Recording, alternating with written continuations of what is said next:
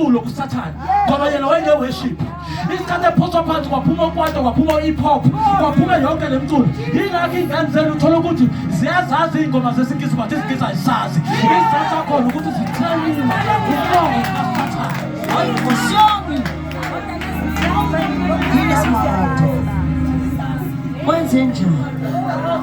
Ingoma kodwa mawusoza ikhuluma ayikwazi ukuyikhuluma. Isizathu yini ukuthi isikhathi ehla abamphucanga indumiso. Waphoswa phansi washintsha igama wangaba uSifo uSathane. Wonke umuntu ubeyona kuNkulunkulu uyathethelela. But umbuzo wakho yini uSathane engathethelela ukuthi uSathane isikhathi ephoswa phansi impaka uyaqhubeka kakhulu. Ingakho uSathane ngethethelela. Kodwa uSathane mangaphela impaka ngabuyela kwiposition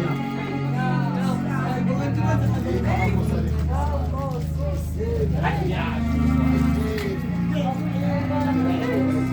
Lalela mntaka baba.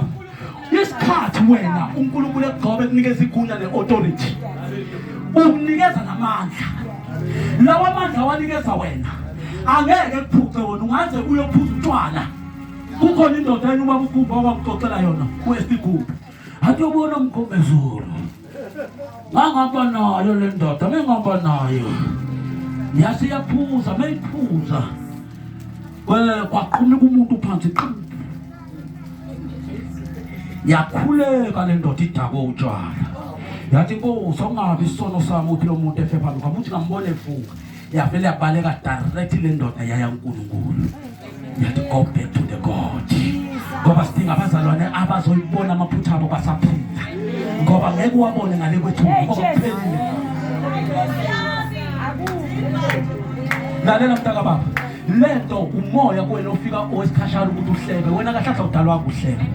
Yingakho nabazalwane usalukulwa nabantu abahlebayo ngoba umoya osuke wenza ukuthi ekuhlebe wena lona nabantwana lesifo kuyo. Kodwa lo muntu siyamthanda samdinga ukuthi ngayo isizwe. Wena wayo ungcwaba ke pho ngoba ukuhlebile nawo ukuhleba. Ngoba lona noma angithi niya understand ukuthi uNkulunkulu wethu